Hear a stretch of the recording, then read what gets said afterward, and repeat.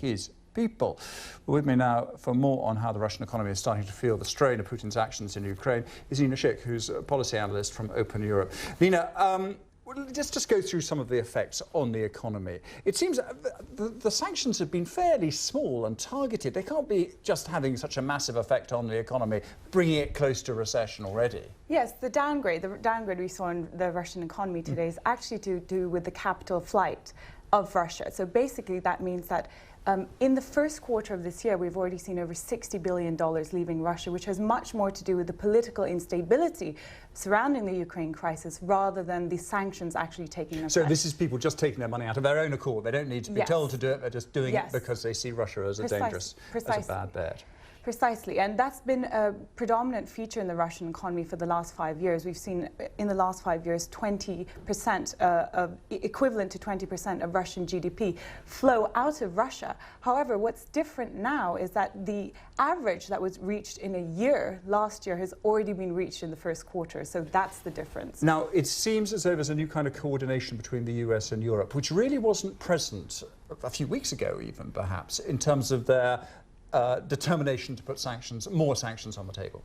Well, when it comes to the EU and sanctions, it remains to be seen what action will be taken. They've been talking, though. They've been talking together today. They have been talking about it. It doesn't mean that much, yeah. But ultimately, they need unanimity between the 28 member states. However, what could have changed the game at this point is that the Geneva deal, which was reached last week, obviously hasn't been honoured. So today, European leaders have said they will be preparing for the sanctions. What kind of sanctions do you think?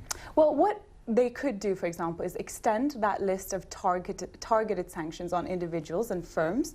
As we know, there's a huge amount of capital flight from Russia, so if they were targeted cleverly, it could hurt the Russian economy.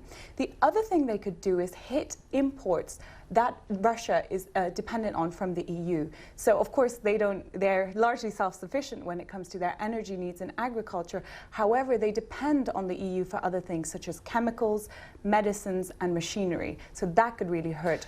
Is the falling, as it were, of the Russian economy, or the falling off of the Russian economy, is that affecting Putin's popularity? Do you think it will? Or what is the kind of mindset amongst Russian people? Do you think they'll just feel their backs are to the wall and they will fight this, therefore they will get more and more determined to carry out what they want to do? I mean, it's not an unknown reaction. Well, since the crisis has started, Putin's popularity has, of course, soared. Yes, and when he gave that speech to the Russian parliament announcing the formal annexation of Crimea, people were in tears. You know, it was a very sensational moment. So I think now it hasn't affected his standing. More than anything, he's seen as a strong leader standing up almost to the tyrannical West. However, if the economic crunch starts to be felt very, very hard amongst Russia's people, then that might change.